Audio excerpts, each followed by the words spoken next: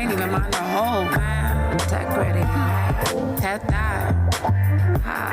All we got is our word. Hello, this is Marisol Solar-Terralacher, psychotherapist and consultant, and this is the Resilience and Resistance Podcast, a podcast about successful Black, Indigenous women of color who have overcome trauma and become resilient.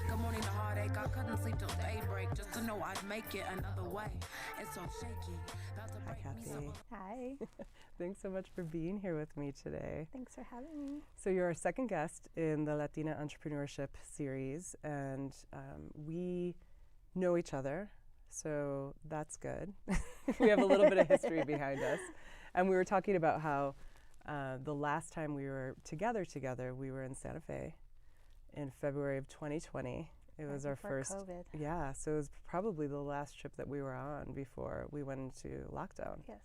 Yeah, and that was a super fun trip. It was. What happens in Santa Fe stays in Santa Fe. Absolutely. We could tell some really good stories. We might at the end of this. We might. So tell me a little bit about yourself. I know that you've obviously done a ton of different things in the course of your time as a business owner and entrepreneur, and I want to learn a little bit more about that. But I also want to learn where you come from, how you identify. Tell me a little bit about your history. So I was born and raised in Colorado, and I'm actually from a really small town north of Greeley. So if you're driving to Wyoming, you would, if you blinked, you could potentially miss the small town. That's how small it is. No stoplights. And I was with my grandparents. My grandparents raised me. So my grandparents are originally from the New Mexico area, and they came to Colorado to work in the fields. Mm-hmm. So they were picking onions, beets, things like that. And my mom was 15 and my dad was 18 when they married, and I was born. And obviously they were too young to be parents. So my grandparents stepped in and raised me. And then I kind of bounced around a lot between family members. I lived with aunts and uncles, cousins. I eventually found my way back to my mom. And then when I graduated high school, I came to DU on scholarship, majored in accounting. And then I pretty much have been, I've been in Colorado for the most part. I lived in Puerto Rico for 6 years. I lived in Austin, Texas for a year, but Denver's home. And I identify as she, her, a Latina. Yeah, and so you are a mother of three as well. And we were talking a little bit before we came on live about starting the business and how scary it is to become an entrepreneur or to go out on your own. And for you, you thought your path or your professional path was in the corporate world, but decided to start a business at a really precarious time in your life. So I did start in corporate America, and then I transitioned to nonprofits. I got my undergrad in accounting, and then I got my master's in public administration with an emphasis in nonprofits. So that's how I kind of tie the two. And then I worked for a couple of nonprofits. And then I was going through a divorce, 3 kids, and they were at 3 different schools across Denver.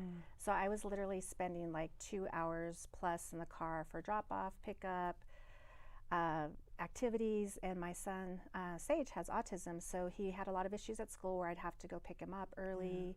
There was a lot of IEP meetings. And so working a traditional 9-to-5 job, 8 hours a day, just wasn't cutting it for me.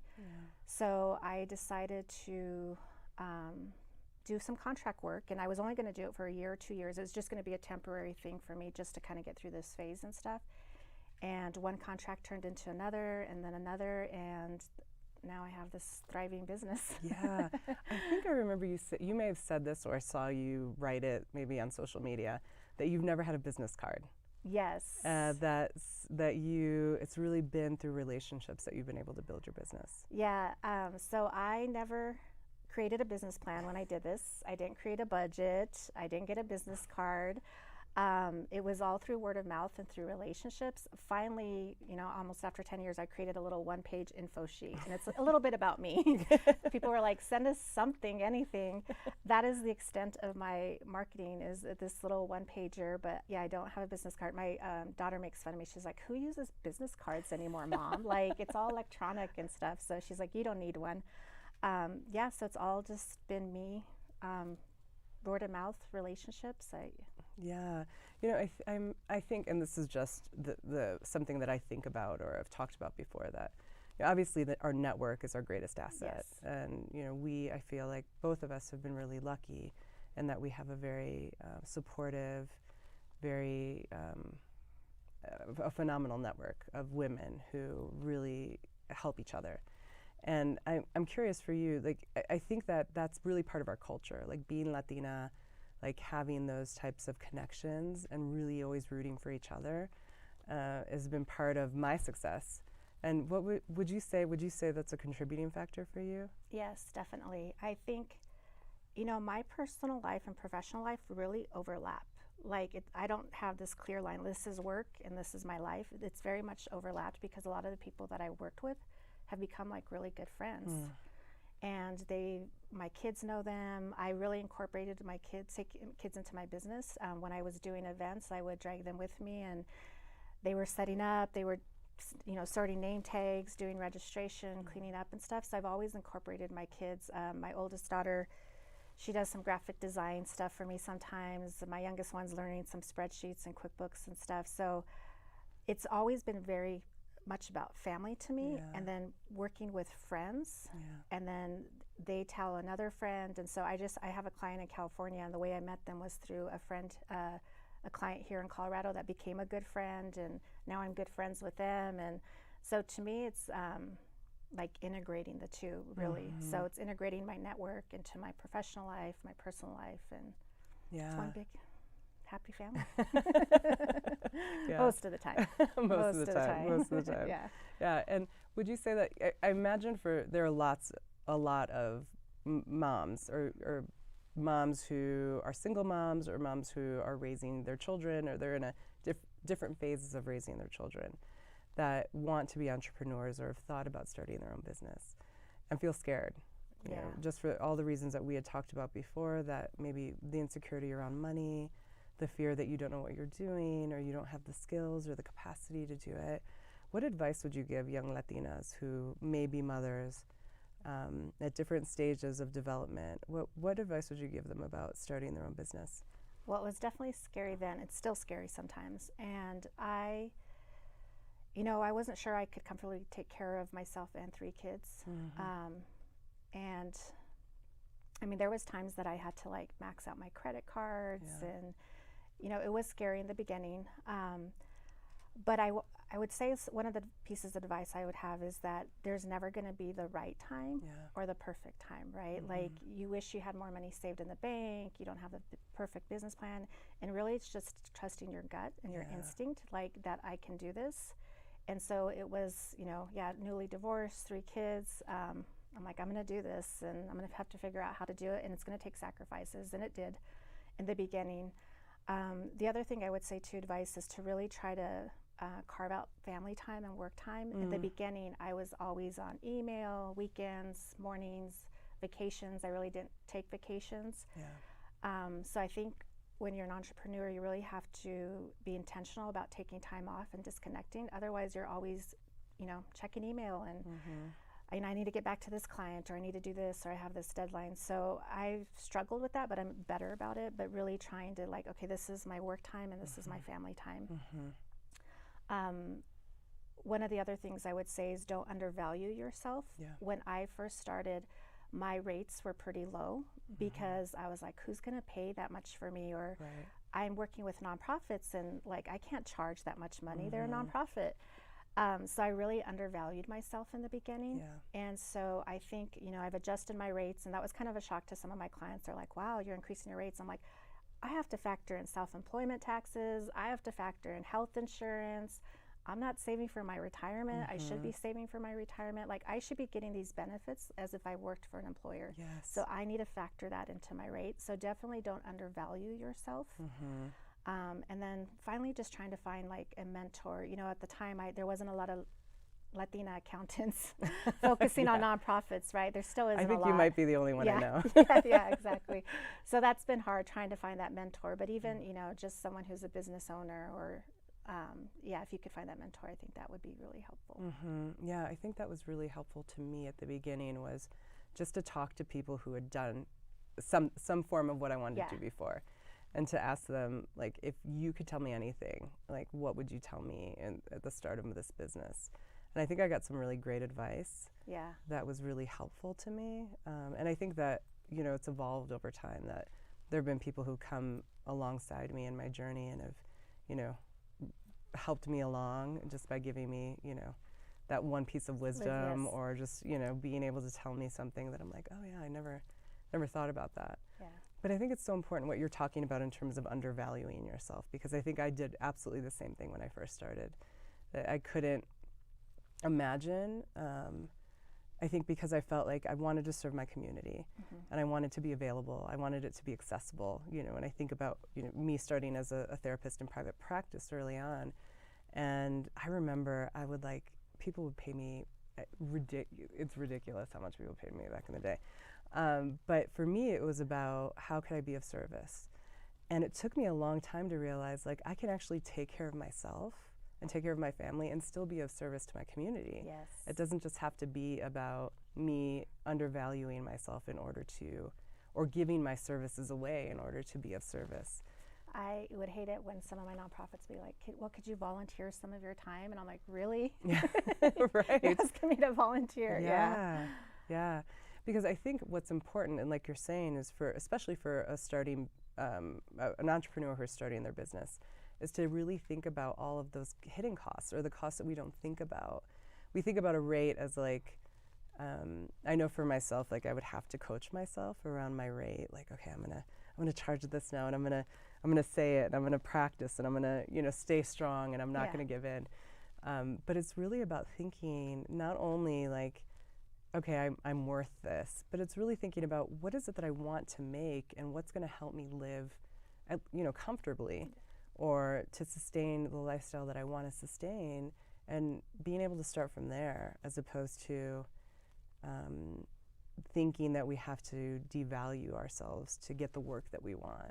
And there's a lot of hidden costs, right? Like there's your internet and cell phone and mileage. Like you have to factor all those things into your rates. So mine almost doubled when I started like actually figuring out all the numbers. Yeah, I did coaching for a little bit, and one of the things that I would do is I would take notes, just like a little journal about my process, and I would kind of, write down like, this is the rate that I want to charge, and I go back and I look at those journals, and I'm like, oh my gosh, like why was that so hard in the moment? Yeah. If as I think about it now, it doesn't feel hard, but I think it's having to continue to push ourselves to go to that next level in terms of how we continue to think about our value. Yeah, it took me a while to get there, but yeah, I think I'm there. So as a Latina business owner, and you've worked with a lot of nonprofits, how has it been for you in terms of how people view you? Have you experienced racism? Have you had to deal with different types of misogyny, or people questioning your capacity or your ability based on your identity? I think more so in the beginning than now. So when I went to school at DU, I was the only Latina in the accounting classes with all the, white males, and I was probably one of the smarter ones though. I believe that. And, professors usually wouldn't call on me and stuff. And when I was in corporate America, I'd be in meetings and mansplained, talked over, and I'm still, a little shy, so it took me a while to find my place and be assertive and find my voice, even when it was shaky. But when I transitioned to nonprofits, I really started being picky about who I worked with. And so I work with a lot of great progressive nonprofits where those aren't issues. Right, yeah. So I'm fortunate now that those aren't issues as it was when I was starting my career. Yeah, I'm lucky. Well, right now I have about 8 different nonprofits that I'm working with in different capacities. So with some I do bookkeeping, some financial consulting, budget preparations, financial reporting. I do a lot of training. So I train executive directors, operations manager, board of directors, and I do accounting 101. And I know that's not fun stuff, but somehow I've been told I present it in a way that it's like, wow, it's not scary. And I think that's what a lot of the EDs I worked with is like, you just make it so accessible to us. Like, we thought we had to have an accounting degree and we don't. And that's like the biggest thing I'm proud of, is like just really empowering people. Like, to one day, you shouldn't need me. Like, I'm going to teach you and you're going to become financial savvy and stuff, so that you don't need me in your business one day or your nonprofit one day and stuff. And it's funny because some of the EDs I work with, they call me a coach, a thought partner, or a therapist. Low key, I'm a therapist. The accountant therapist. Yes, I love it. We talk about their challenges, frustrations, and it's not just around money, like, other things that are going in the nonprofit. We brainstorm ideas and, problem solve and stuff. So, yeah. Yeah, no, I love that. Because I think it's so important in terms of, especially as entrepreneurs, to think about that financial piece, not just in terms of what we charge or what we hope to make, but really digging into numbers and not being scared. Yeah.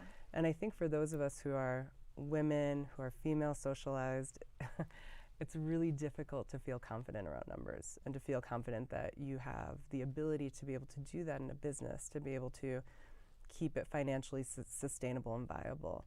And I think for myself, and I know that other Latinas that I've spoken to, that sometimes that can be a deterrent, this fear around really feeling confident around the financials. And what would you tell young Latinas or Latinas who are wanting to, again, start their business and feel hesitant around numbers or feel worried about having to do accounting or having to dig into financials in that way? Nowadays, there's so much out there on the internet and software stuff. It's so intuitive. Like QuickBooks, I'll just use it as an example. Like, I can teach someone how to use QuickBooks in like one setting, and they're like, wow, like I can do this and stuff. So there's a lot of online classes, there's a lot of resources and stuff. And even just taking that one accounting class, you don't need to it's not rocket science. Yeah. It's definitely not rocket science. And I just, as I spend more time with people and they get more comfortable, they're like, well, I can do this. Yeah.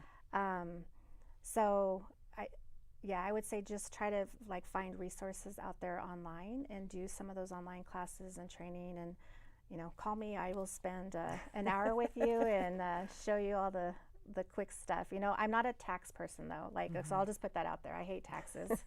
So I hate them too. I don't do people's taxes. I don't do taxes for nonprofits.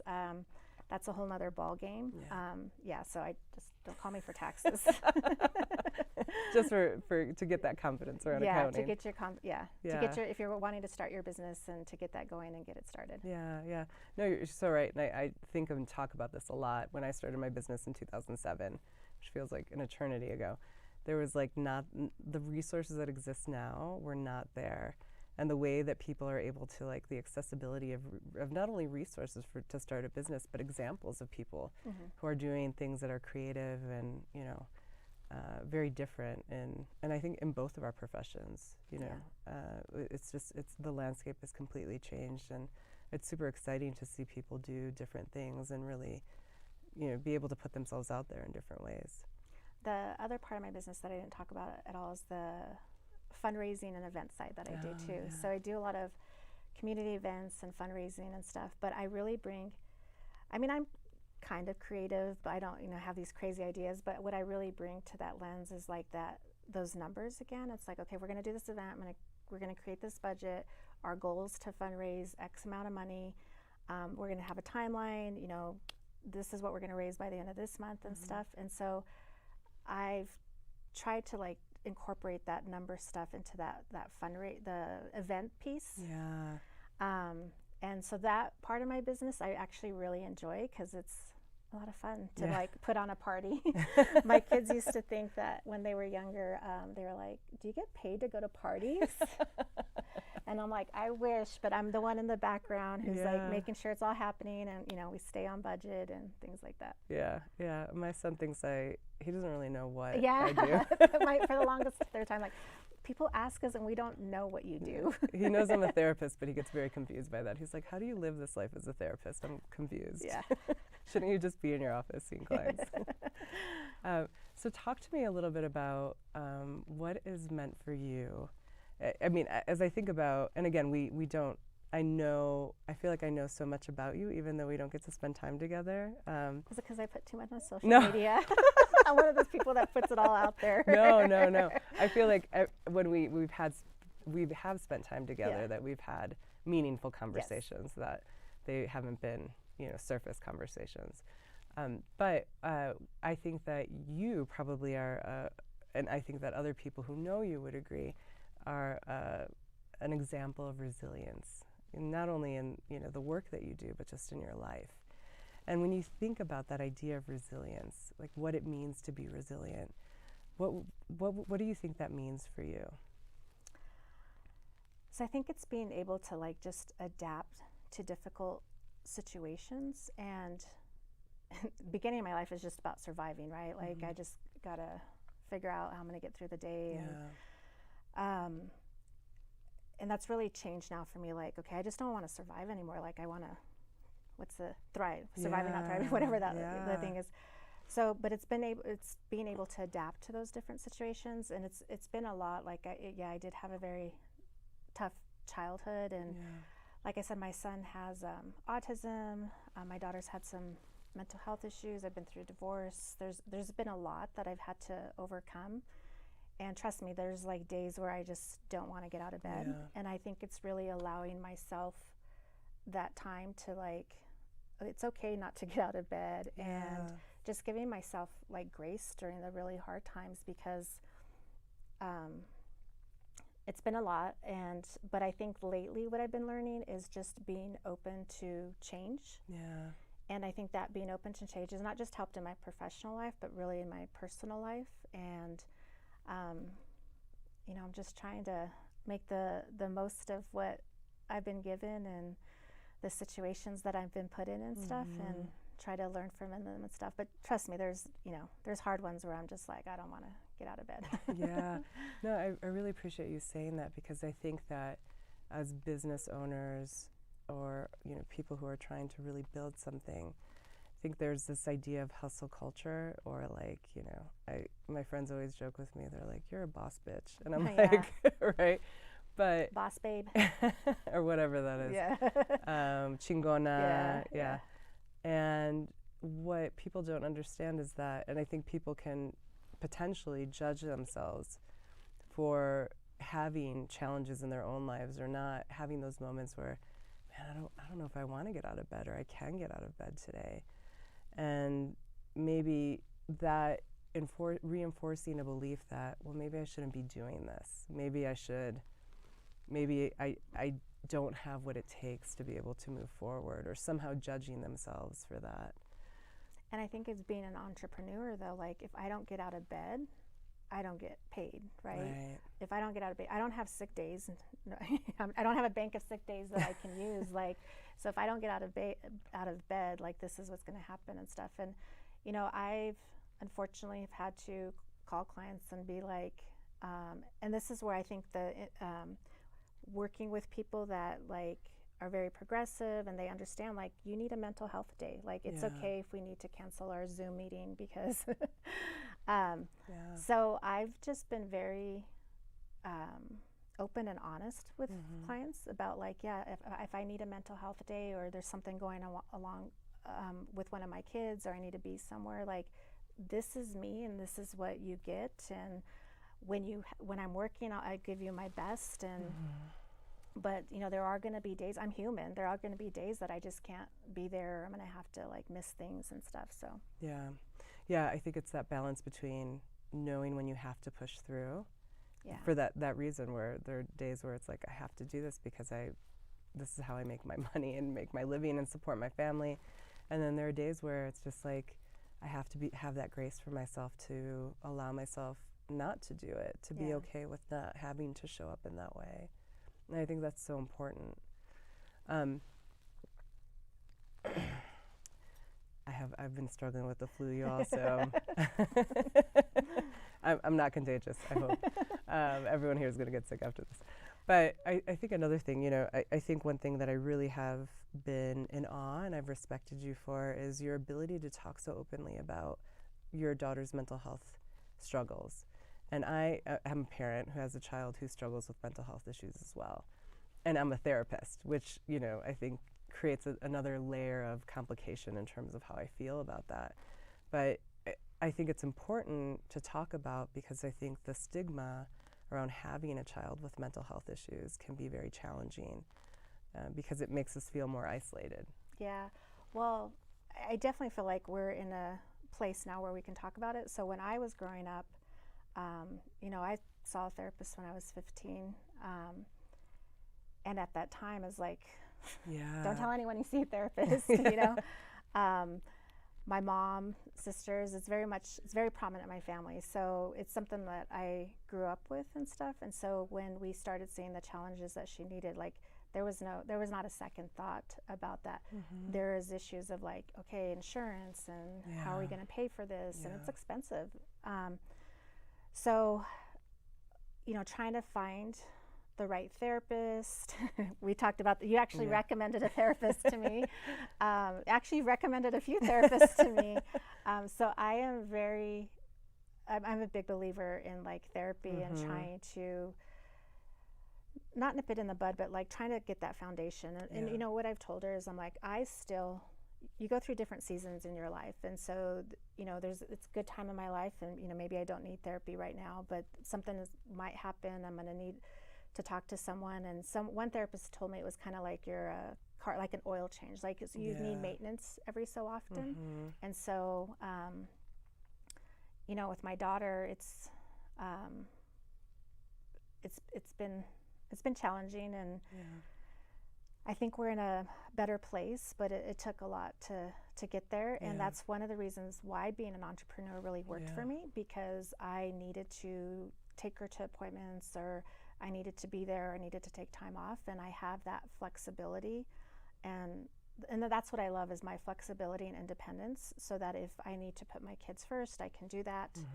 And I don't think I could ever go back working for another person or a regular job and stuff, because I just love my independence too much now.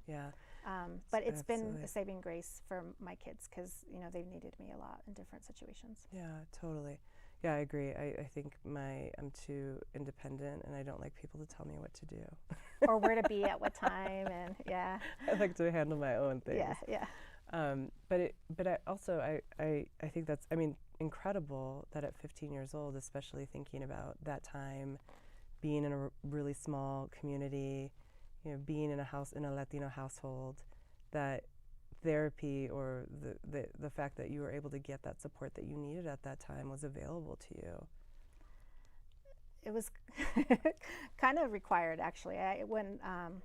We're totally going down a whole different hole here now.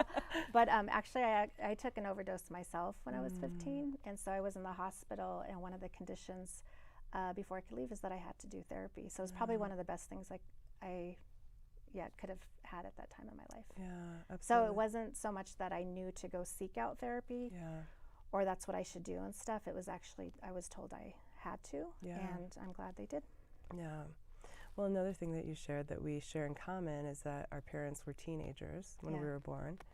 And probably, I mean, my parents did an incredible job considering all of the things that they were going through, and all of the challenges, and being children. You know, I think about my son now, I think about my godson, and I'm like, I can't even imagine them trying to deal with a child, you know. And I think about ourselves at that age. But I imagine the challenges that came with that. You know, we probably share some similarities in some of those challenges. But that you having your grandparents, or I also had a grandmother that was very supportive, was a huge part of your capacity to be resilient. Definitely. I mean, I felt like their love, you know what I mean? Like, I could do no wrong. Yeah. I was the apple of their eye, and I loved being with my grandparents and stuff. And so when they passed, like, that was earth-shattering, because that's the only stability and security that, like, I knew in my life. And with my mom, you know, in and out of, like I said, I lived with her for a little and then not. And, you know, oftentimes I kind of felt like the parent. And I really don't have a relationship with my dad and stuff. So what's sad for me is that my kids don't have, like, the grandparents that I had, right, growing up and stuff. So it made me want to be like this super mom. Yeah. Like, I didn't have this, so I'm going to be like this super mom, and I'm going to do everything and be everywhere. And they tell me I'm over the top sometimes. I mean, I feel like I've heard those exact same words. Yeah, they tell me I'm over the top. And actually, when you were talking about advice for a young Latina, so my oldest daughter's 23. I probably give her too much advice. She's probably like, okay, I don't want to hear it anymore, Mom, because you're like, you give me too much advice. And like she's just like starting her career now. And I told her, I said, don't, and she has varied interests. Like, she wants to be an artist and a writer, and she travels. And I said, don't feel tied to one thing. Like, just because you're starting your career now, don't feel like you're going to have to do this the rest of your life. Like, your career could take, I mean, I probably count like 6 or 7 different twists and turns my career took, right? Like, from corporate and accounting, and I said, be open to new ideas and challenges. You have no idea like where you're gonna end up and stuff. And so, but for my kids, like, you know, being there for everything, again, the flexibility that I had with being an entrepreneur allowed me to do that. But yes, I definitely do think I was over the top and probably did too much because I didn't have that. I didn't have that growing up. Yeah, I think that's such I feel that in my own life, and that reaction to want to like be better, be more, be everything, and then reality slaps you in the face and you realize that your children are there to humble you. Yeah, definitely. More than anything. Definitely. Not to tell you how amazing you are. Or they're embarrassed by you. But I think I think that sense of wanting to be present, you know, I know that was true for myself, is trying to figure out how can I become more and more present in my child's life. But it's such a challenging thing. Like you said, you know, at the start of our time together, that balance between how do I stay on top of my business as a solopreneur, you know, which you are, and be there for my kids. You know, it's a difficult balance. And then our own childhoods and, you know, the traumas that we dealt with, how do we show up in different ways, and how do we feel like we have to be the everything to everyone. Yeah. And that can, I think, it's exhausting. Yeah, sometimes it's not sustainable. Yeah, and I think when I mentioned earlier about like kind of giving yourself that grace, like, okay, I'm not a perfect mom. I've made a lot of mistakes, and you know, and I've only can do what I can do with like the tools I've been given, right? And you know, a lot of it's part of that healing journey too. Like, I have to heal from my own stuff so that my kids, I'm not passing it on to my kids. And unfortunately, I think in some instances I have. Right. You know, with my younger daughter's mental health, you know, my mother had attempted, I did, and my daughter did. And so we have 3 generations of that. And we're like, what is happening here? Like, why is that? And, you know, we all have therapy. We all get therapy now and stuff. But like, if you're not working on yourself, that stuff's being passed on to the kids. Yeah. Unfortunately. Yeah, it's this idea of like, I think the reaction is, how do I become the best mom, person, you know, business person, whatever it is, however you want to show up in the world, as a reaction to our childhood. But really the goal is, how do we parent ourselves? How do we mother ourselves? How do we think about our own needs and our own desires in this process, which is a really difficult thing to do. Yeah, because we're always put ourselves last, right? We're on the back burner. Yeah, for sure. Yeah. Even though I do like to treat myself. Hence the month of November. Birthday month. But I think that's so real, is this idea of how do we, I think, as, you know, I know that for myself, as women of color, you know, that I'm in relationship with, that I've had on this podcast, so much of the desire for me to do this work is to be able to share our experiences, because they're so different, you know, that a lot of the ways that we're able to advance ourselves and to move forward and to be successful is a response to our childhoods, but it's also requires a lot of self-reflection and a lot of our own building our capacity to be able to look at our own lives and to say, what is it that I've brought to my relationships, to my children, to my family, And then how do I really work on healing myself? Because that's really ultimately the goal. Yeah. You know, aside from business and success and, you know, however we think about that, it's really about our own healing journey. So I just turned 50 this year, and I think that has been really hard, you know, like that reflection, like where did I think what I, you know, I had different expectations of myself. Yeah. When I was 50, I was going to be, you know, this successful CEO and all this stuff, and obviously life went in a different direction.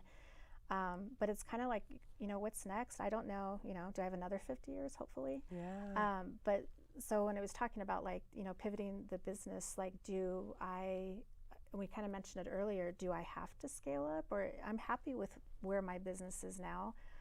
I'm happy in my personal, you know, where my relationships are with my kids. That wasn't always the case, but I've finally gotten there with my friends and stuff. So I feel very like at peace now. Yeah. It's finally a good place, but it took a while to get there and stuff.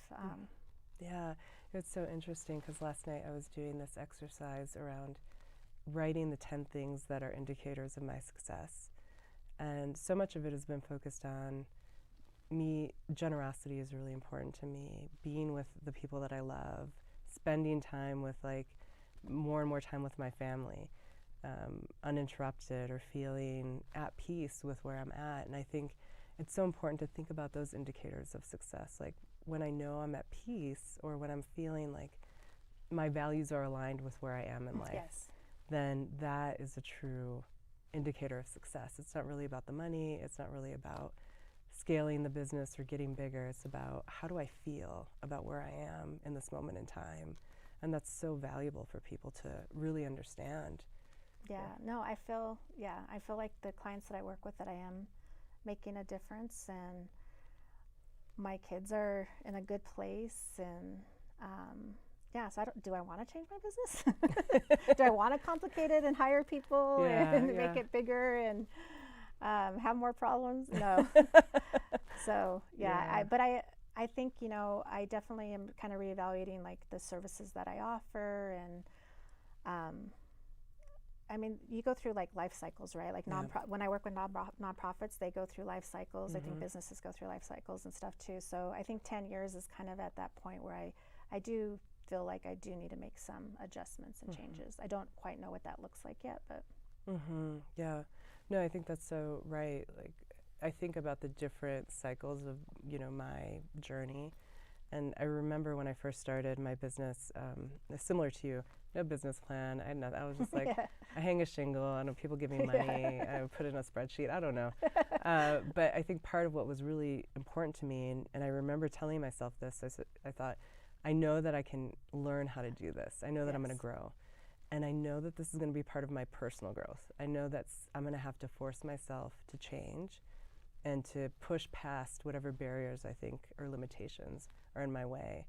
And so I really believe that my journey as a business owner and entrepreneur has been a parallel process with my personal growth. Definitely. And, you know, I think going back to that idea of value, I think the more and more that I've learned how to value myself in my business, it's been a reflection of me valuing myself in my personal life and vice versa.